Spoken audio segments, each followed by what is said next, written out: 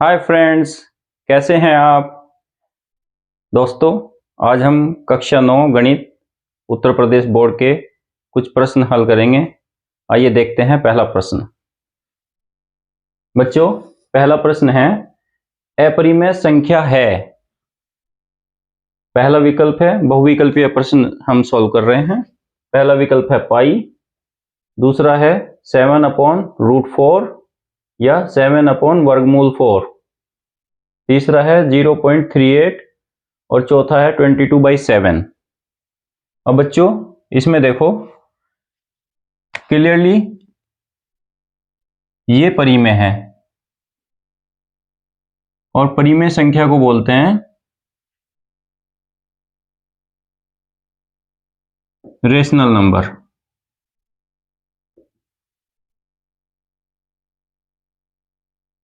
और rational number की definition है, परिभाषा है कि वो P/Q की फॉर्म में लिखा जा सकता है और Q 0 नहीं होना चाहिए। Q 0 नहीं होना चाहिए। तो अगर इसको मान लें P, इसको मान लें Q, तो लिखा जा रहा है। इसको भी हम लिख सकते हैं। देखो कैसे, 0.38 बराबर हो जाएगा 38/100।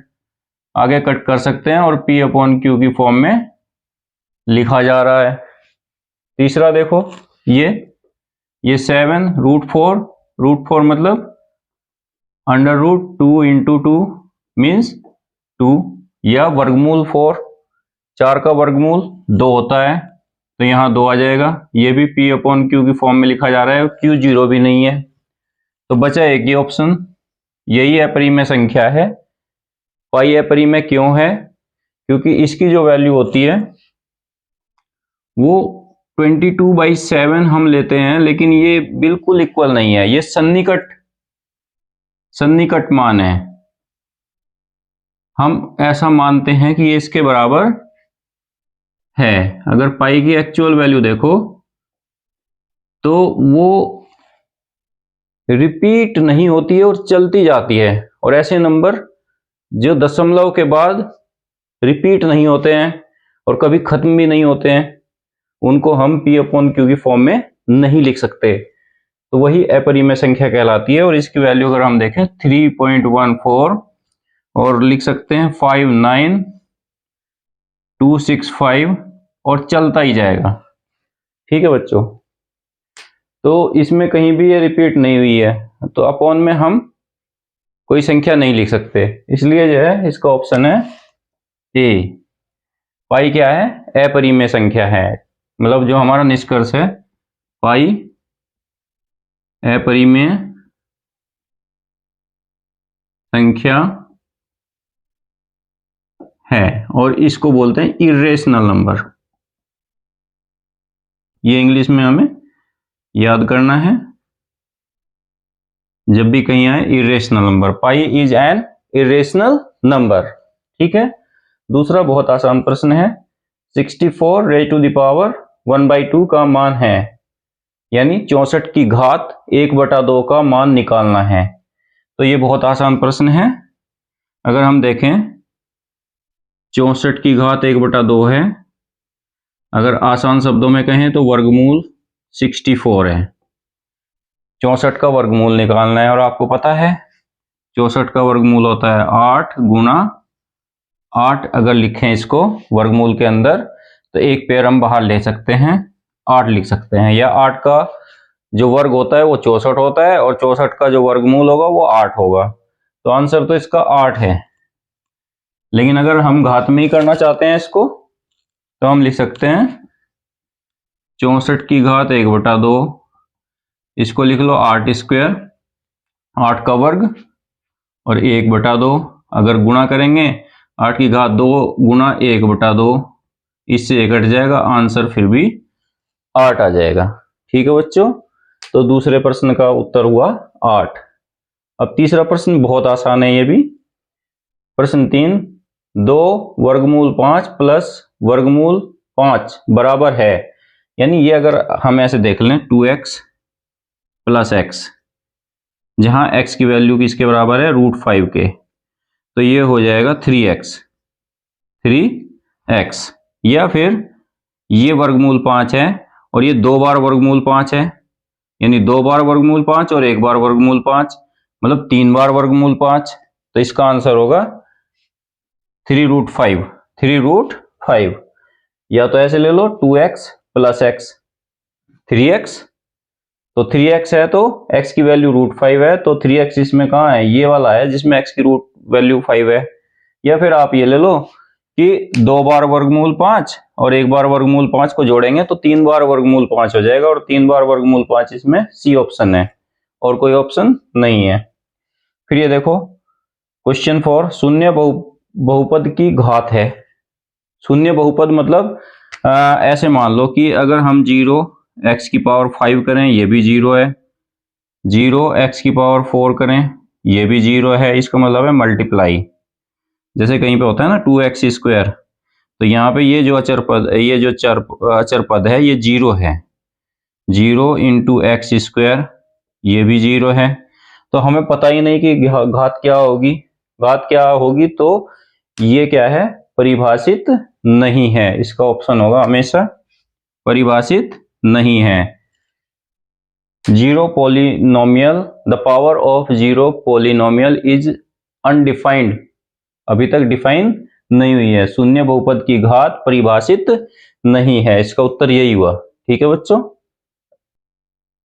तो पांचवा प्रश्न है, बहुपद x की घात 4 प्लस x की घात 3 माइनस 2x की घात 2 प्लस x प्लस 1 को x माइनस 1 से भाग देने पर शेषफल होगा। शेषफल ज्ञात करना है बच्चों। तो सबसे पहले हमें पता होना चाहिए जो x माइनस 1 है इसका शून्यांक होगा, अगर इसको 0 के बराबर कर दें तो x इज इक्वल टू, इसको ट्रांसपोज करेंगे 0 प्लस 1, इसका शून्यांक हो जाएगा 1। तो अगर ये वैल्यू हम यहां इस बहुपद में रख दें तो हमारा जो है शेषफल आ जाएगा। तो आप देखो x की power 4 plus x cube minus 2x square plus x plus 1, x minus 1 से भाग देना है, मतलब x की वैल्यू 1 रखनी है। इसमें x की वैल्यू 1 रखेंगे तो 1 की घात 4 प्लस 1 की घात 3 माइनस 2 गुणा 1 की घात 2 प्लस 1 और ये बचा हुआ लास्ट वाला 1। ठीक है, अब आप ये देखो 1 की घात 4, 1 को 4 बार गुणा करो, 1 गुणा 1 गुणा 1 गुणा 1, कितनी भी बार करो 1 ही आएगा। यहाँ पर भी 1 की घात 3 1 आएगा, माइनस 2 गुणा 1 आएगा प्लस 1 प्लस 1। अब आप देखो बच्चों ये वाला 1 और 1 मिलके हो जाएगा 2, यहाँ लिख दूं मैं 2, ये 2 एकम 2 माइनस का, और ये लास्ट वाला 1 और 1 2, तो इनमें से कोई भी 2 माइनस वाले से कैंसिल हो जाएगा, तो बचेगा 2। तो 2 हमारा कौन सा ऑप्शन है, ऑप्शन बी। तो शेषफल इसमें 2 होगा। ठीक है बच्चों, अब आप देखो व्यंजक x square minus 5x plus 6 के गुणनखंड है। अब इस जो व्यंजक है इसके गुणनखंड करने हैं। गुणनखंड करने के लिए क्या करेंगे, x square minus 5x plus 6, तो इसमें जो ये बीच वाली टर्म है, मिडिल टर्म को स्प्लिट करना है। स्प्लिट कैसे करते हैं, जो लास्ट वाली टर्म है और जो यहाँ पे गुणांक है इसका, यहाँ पे गुणांक 1 ही है तो 6 एकम 6 हो जाएगा। अभी तो कोई गुणांक नहीं है, अगर यहाँ पे सपोज 2 होता तो हम इसको इसमें गुणा करते, 6 दूनी 12, 12 के करते तब। यहाँ पे तो है नहीं अभी, तो 6 के टुकड़े करेंगे, और 6 के टुकड़े कैसे करते हैं, 2 तिया 6, 6 के टुकड़े हो गए 2 और 3, और हम ये भी बोल सकते हैं कि -2 और -3 अगर गुणा करें तो भी क्या होगा, माइनस माइनस प्लस 6 होगा।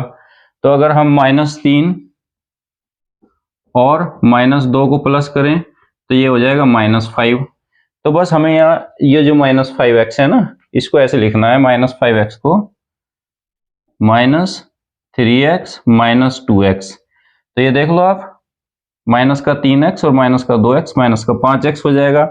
इसी को बोलते हैं मिडिल टर्म स्प्लिट। तो स्प्लिट कर लिया हमने। स्प्लिट करने में क्या करेंगे, फिर इसको हम लिखेंगे x square minus 3x minus 2x plus 6, यहाँ से x कॉमन ले लो, x कॉमन ले लिया, x माइनस 3 माइनस यहाँ से 2 कॉमन ले लो, 2 कॉमन ले लिया, x ये प्लस हो जाएगा क्योंकि माइनस बाहर आया है तो ये हो जाएगा माइनस, और 2 3 जा 6, तो यहाँ पे भी x माइनस 3 है, x माइनस 3 है, इसको कॉमन ले लेंगे तो क्या बचेगा x माइनस 3, और जो दूसरा ब्रैकेट होगा उसमें क्या बचेगा, ये x बचेगा और माइनस का 2 बचेगा, x माइनस 2। तो अब आप देखो कौन सा ऑप्शन है हमारा, जो है ये x प्लस 3 x माइनस 2 नहीं होगा, x माइनस 2 x माइनस 3 यही ऑप्शन है, ऑप्शन बी जो है हमारा यही करेक्ट है। आगे फिर इसमें प्लस है और इधर भी दोनों प्लस हैं तो नहीं होंगे, तो ऑप्शन बी होगा इसमें। ध्यान से देखिएगा, वीडियो को रिपीट करके देख सकते हैं, सब्सक्राइब नहीं किया तो सब्सक्राइब कर सकते हैं, ठीक है। अब आप देखो प्रश्न 7, एक्स अक्ष पर स्थित किसी बिंदु का रूप होता है। अब एक्स अक्ष हम अपनी निर्देशांक ज्यामिति में जो हम तल खींचते हैं एक्स एक्सिस और वाई एक्सिस वो खींच लेंगे, ये X O X dash Y O Y dash. अगर कोई पॉइंट यहाँ है, ये मान लिया 1 2 3, अब ये बोल रहा है इधर -1 -2 -3, ऊपर -1 -2 सॉरी ये प्लस होगा 1 2 3, नीचे -1 -2 -3, ठीक है। अब एक्स अक्ष के ऊपर कोई पॉइंट है, यहाँ पे है, तो यहाँ पे क्या हो जाएगा, इस जो पॉइंट के निर्देशांक होंगे वो होंगे 2 0, यानी x और 0 होंगे, ये x की वैल्यू है ना 2, तो x और 0 होंगे। तो x अक्ष पर स्थित किसी बिंदु का जो रूप होता है एक्स वाई नहीं 0 y नहीं, ये होगा x 0। तो आइए देखते हैं 8वां प्रश्न, ठीक है। तो बच्चों हमारा 8वां प्रश्न है, त्रिभुज ABC में कोण A 45 डिग्री, कोण B 75 डिग्री है, तो कोण C का मान निकालना है। बच्चों आपको पता है ये कोई त्रिभुज है, अगर A B और C लिख दें, ये 45 डिग्री ये 75 डिग्री, तो इस एंगल का मान निकालना है, एंगल C का। हमें पता है त्रिभुज के तीनों कोणों का योग 180 डिग्री होता है, तो हम लिखेंगे angle A plus angle B plus angle C is equal to 180 degree. Angle A कितना है 45 degree plus 75 degree plus angle C is equal to 180 degree. अब आप देखो इनको जोड़ने से कितना हो जाएगा, 75 और 5 80 और 40 120, 120 degree plus C is equal to 180 degree. और अगर C निकालना है एंगल C, तो आप इसको ट्रांसपोज कर सकते हैं इधर, ये माइनस का हो जाएगा 180 डिग्री माइनस 120 डिग्री, ये हो जाएगा 60 डिग्री। तो हमारा आंसर क्या होगा, ऑप्शन ए करेक्ट होगा, ठीक है। बहुत आसान प्रश्न है, एक त्रिभुज दिया हुआ है, 2 कोण दिए हुए हैं, तीसरा कोण निकालना है। त्रिभुज के तीनों कोणों का योग 180 डिग्री होता है या 180 अंश होता है, 180 में से दोनों कोणों को जोड़कर घटाना है, तीसरा कोण आ जाएगा, वही हमने किया है।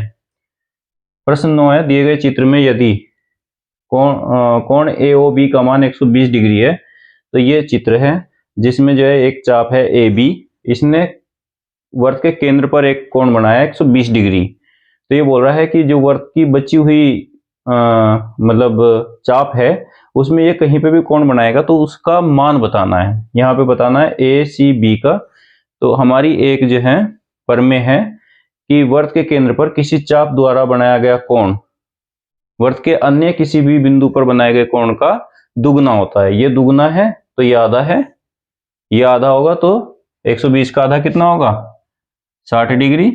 बस वो प्रमेय का जो स्टेटमेंट है वो यूज करना है और सीधा आंसर निकाल देना है, इसका हाफ कर देना है। अगर ये एंगल दिया है 60 तो 120, ये 120 है तो इसका आधा 60 हो जाएगा। तो हमारा इसका जो ऑप्शन है ऑप्शन बी करेक्ट है, ठीक है। प्रमेय बिल्कुल सीधी यूज करनी है इस प्रश्न में।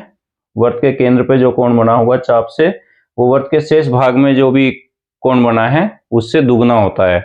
तो शेष भाग में अगर निकालना है तो वृत्त के केंद्र पर जो कोण दिया हुआ है उसका आधा कर देंगे, ये कोण आ जाएगा और अगर ये कोण दिया हुआ है तो इसका दुगुना कर देंगे तो वर्त के केंद्र पे बना कोण आ जाएगा। ठीक है, अभी आप देखो इसमें एक वर्त के केंद्र से क्वेश्चन नंबर 10 नहीं है, प्रश्न 10, एक वर्त के केंद्र से समदूरस्थ जीवाएं लंबाई में, ये भी एक सीधी जो है प्रमेय है कि वर्त के केंद्र से समदूरस्थ जीवाएं लंबाई में क्या होती हैं, समान होती हैं। सीधी जो है हमारी प्रमेय है ये वर्त है, ये केंद्र है। अगर यहां से ये 2 सेंटीमीटर है तो 2 सेंटीमीटर पर जो भी जीवाएं होंगी ऐसे भी हों 2 सेंटीमीटर, और इधर 2 सेंटीमीटर पे हों, और कहीं भी 2 सेंटीमीटर पे हों, तो ये क्या हो जाएंगी, समान हो जाएंगी।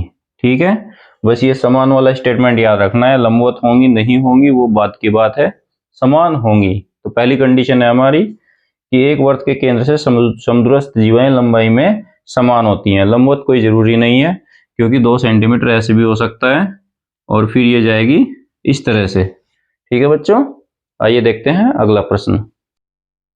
तो बच्चों हमारा 11वां प्रश्न है, त्रिभुज का अर्ध परिमाप S बराबर होता है। तो बच्चों देखो, अगर कोई त्रिभुज दिया हुआ है, ये कोई त्रिभुज है, ये A, ये B, ये C, एंगल A के सामने की भुजा A, B के सामने की भुजा B और C के सामने की भुजा C है। तो हमें क्या करना है, पहले परिमाप निकाल लो। परिमाप तीनों भुजाओं का योग होगा, A plus B plus C, उसका आधा कर दो तो अर्ध परिमाप हो जाएगा। तो A plus B plus C by 2, option D correct है। बहुत आसान प्रश्न है। किसी त्रिभुज का अर्ध परिमाप, त्रिभुज का परिमाप निकालो, तीनों भुजाओं को जोड़ दो, A plus B plus C, उसका हाफ कर दो, 2 से उसको भाग कर दो, A plus B plus C by 2। प्रश्न 12 है, यदि त्रिभुज का परिमाप 32 सेंटीमीटर, दो भुजाएं दी हुई है, A 8 सेंटीमीटर दी हुई है और B 11 सेंटीमीटर दी हुई है, तो ये 8 सेंटीमीटर है, ये 11 सेंटीमीटर है, 11 और 8 हो जाएंगे 19, 19 अगर इसमें से घटाएंगे 32 में से तो बचेगा 13, तो 13 हमारा आंसर है, ऑप्शन सी। फिर से देख लो, त्रिभुज का परिमाप तीनों भुजाओं का योग, तीनों भुजाओं का योग, तो तीनों भुजाओं में से दो भुजाएं दी हुई हैं, 11 और 8 हमने जोड़ ली, 11 और 8 19, 11 और 8 हो गई 19, और इसको 32 में से माइनस करना है। जब हम माइनस करेंगे यहां से लेंगे 12, 3 हो जाएगा, और यहां बचेगा 2 में से गया 1, तो 13 सेंटीमीटर इसका आंसर हो जाएगा। ठीक है बच्चों, आसान प्रश्न है। प्रश्न 13, यदि किसी विषमबाहु त्रिभुज की भुजाएं 40 सेंटीमीटर, 24 सेंटीमीटर और 32 सेंटीमीटर हो तो त्रिभुज का क्षेत्रफल होगा। हमें क्या है, एक विषमबाहु त्रिभुज दिया हुआ है। विषमबाहु त्रिभुज मतलब जिसकी भुजाएं समान ना हो, विषम मतलब अलग अलग। ठीक है, विषम बाहु त्रिभुज की भुजाएं अलग अलग दी हुई है, 40, 24 और 32 सेंटीमीटर। तो हमें निकालना है त्रिभुज का क्षेत्रफल, और इसके लिए हम यूज करेंगे या उपयोग करेंगे हीरोन फॉर्मूला। हीरो का सूत्र वो क्या था, त्रिभुज का क्षेत्रफल, त्रिभुज का क्षेत्रफल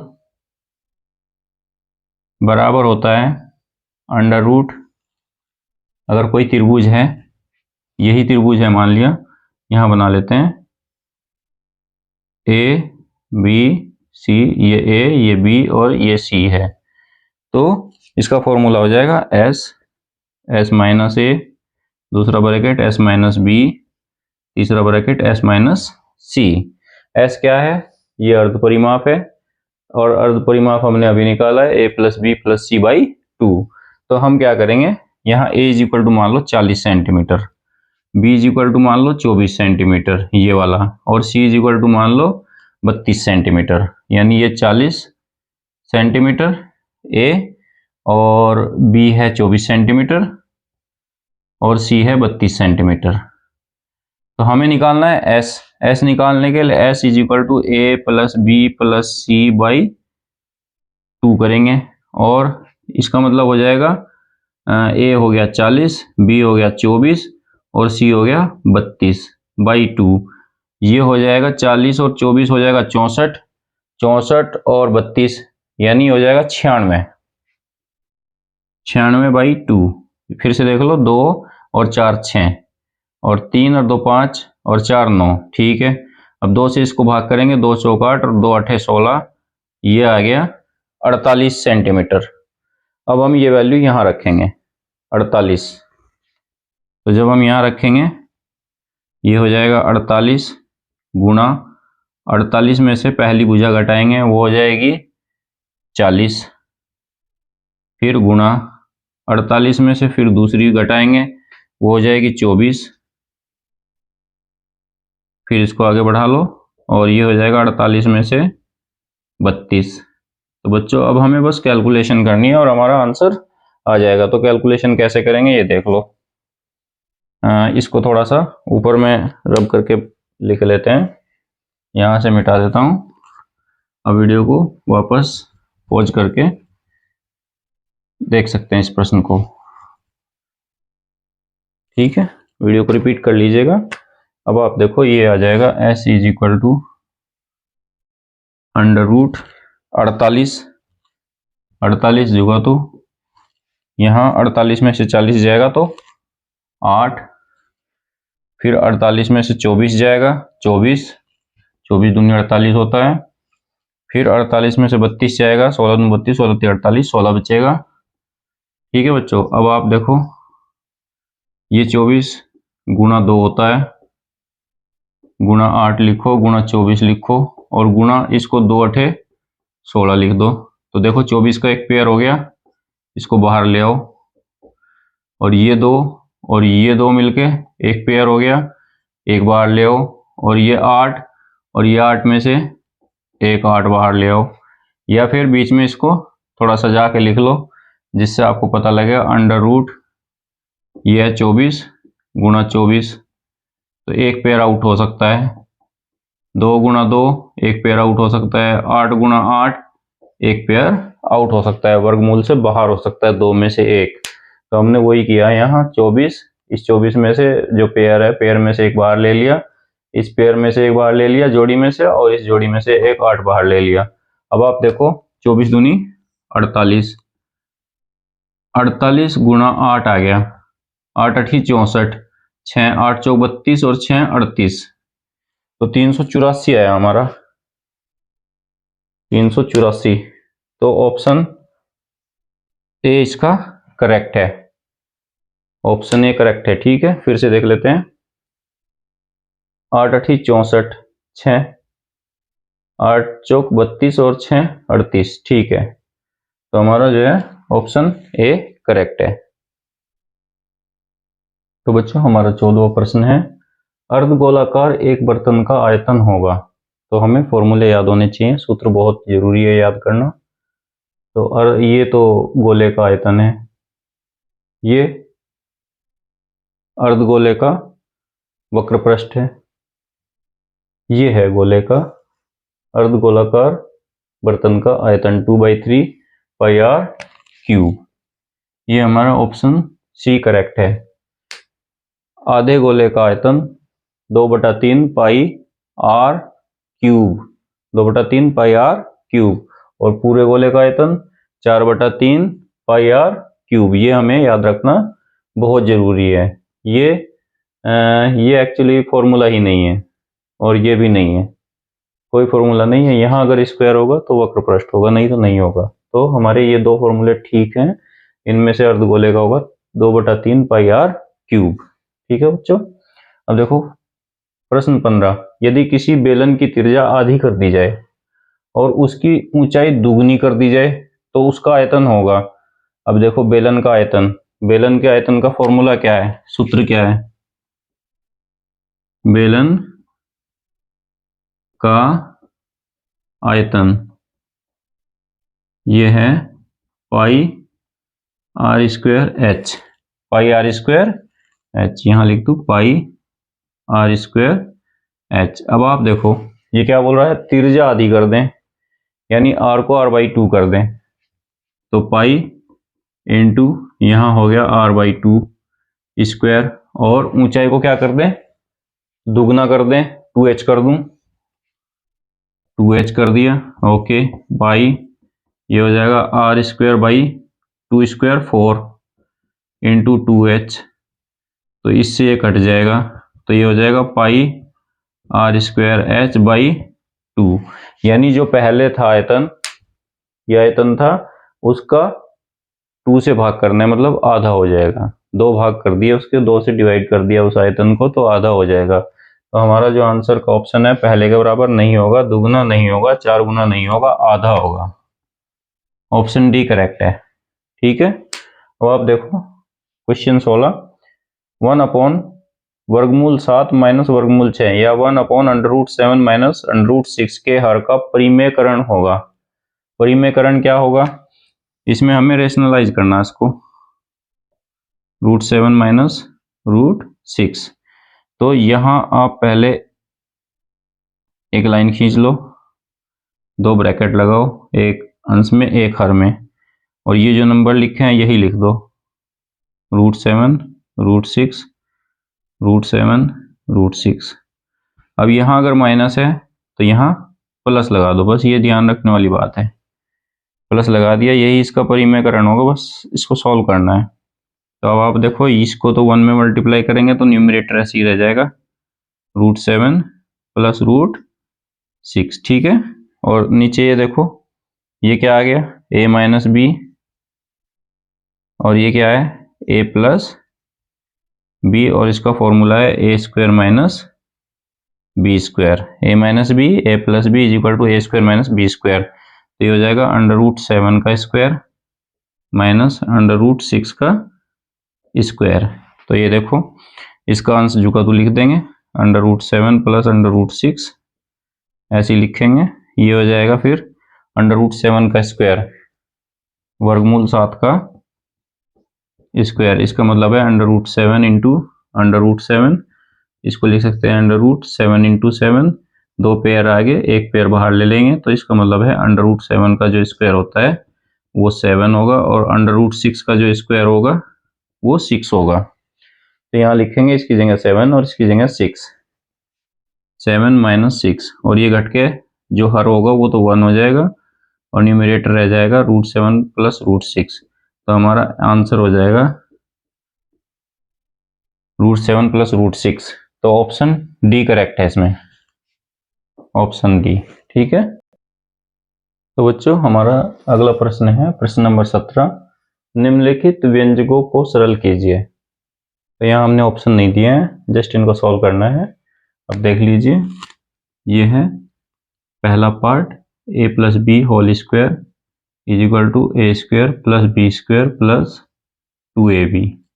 तो यही हम यूज करेंगे, √5 प्लस √2 होल स्क्वायर, ये हो जाएगा a स्क्वायर मतलब √5 का स्क्वायर प्लस √2 का square plus 2 into ab, that is √5 into √2। ठीक है बच्चों, तो √5 स्क्वायर मैंने अभी बताया था कि √7 into √7 that is 7 only, √5 into √5 that is √5 square, it is 5 only, या ये रूट इस स्क्वायर से हट जाएगा, ये रूट इस स्क्वायर से हट जाएगा, यहाँ आ जाएगा 2 प्लस 2 इंटू अंडर रूट के अंदर इन दोनों को गुणा कर सकते हैं, 5 इंटू 2, तो ये हो जाएगा 5 और 2 7 प्लस 2√10, ये इसका आंसर है। ये आपस में बस प्लस के साइन से जुड़े रहेंगे, वैसे नहीं जुड़ सकते कि 7 को 2 में जोड़ दिया, वो गलत हो जाएगा। अब आप देखो ख वाला पार्ट, ख में क्या दिया है,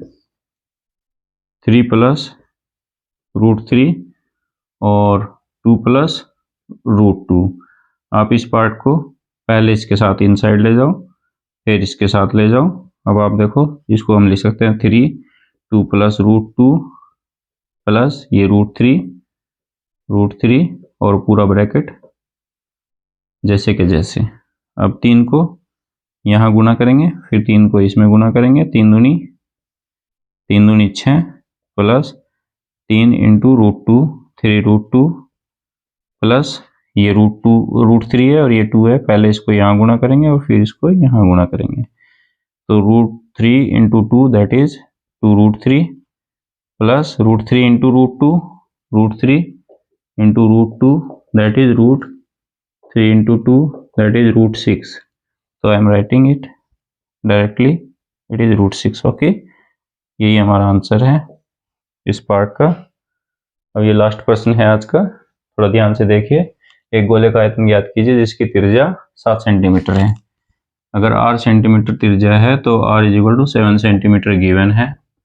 गोले का आयतन देखो, गोले का आयतन, तो इसका फॉर्मूला होता है 4/3, फॉर्मूला याद होना बहुत जरूरी है, πr³। ये फॉर्मूला है। अब हम यहाँ करेंगे 4/3, पाई की वैल्यू 22/7 ले सकते हैं, दिया नहीं है, और r 7³। अब आप देखो 4/3 22/7, इसको 7 3 बार लिख सकते हैं, एक बार हमने 7 कैंसिल कर दिया। अब ये 22 और 4 को गुना करेंगे, 88 हो जाएगा, 22 चौक 88 और 7 7 49, और डेनोमिनेटर में आ जाएगा 3। जब हम इनको गुणा करेंगे तो ये देखो 88 गुणा 49, 9 × 72, 7 9 × 72 और 72 और 7 79, फिर 4 8 32, 3 4 8 32 और 3 35, तो ये हो जाएगा 2 9 और 2 11, 7 और 5 12 और 1 13, और ये हो जाएगा 4 4 3 1 2, तो ये आ जाएगा 4312/3 सेंटीमीटर क्यूब या घन सेंटीमीटर। आयतन है, घन सेंटीमीटर इसकी इकाई होगी, या सेंटीमीटर क्यूब लिखेंगे। और इसको यहाँ पे भी छोड़ सकते हैं, नहीं तो भाग कर सकते हैं। भाग करने के लिए क्या करेंगे, 4312/3, 3 1 जा 3, माइनस कर दो, ये 1 3 उतार लो, 3 4 जा 12, फिर माइनस करो 1 आएगा, फिर 1 उतार लो, 3 3 जा 9 2, फिर 2 उतार लो, 3 7 जा 21, 1 बच गया, तो ये आ जाएगा 1437/3 सेंटीमीटर क्यूब। ठीक है बच्चों, आपको ये सेट कैसा लगा कमेंट बॉक्स में लिखकर बताइएगा। इसके बाद हम भाग 2 लाएंगे। आज हमने आसान प्रश्न किए, थोड़ा प्रश्नों का लेवल बढ़ाएंगे। आप अपनी प्रैक्टिस जारी रखिए, स्टडी एम्पोरियम चैनल को देखते रहिए, आपके लिए बहुत फायदा होने वाला है, क्योंकि हम लगातार कक्षा 9 के प्रश्नों को यहाँ पर हल करते रहेंगे। चैनल सब्सक्राइब नहीं किया तो सब्सक्राइब कर लीजिए। धन्यवाद।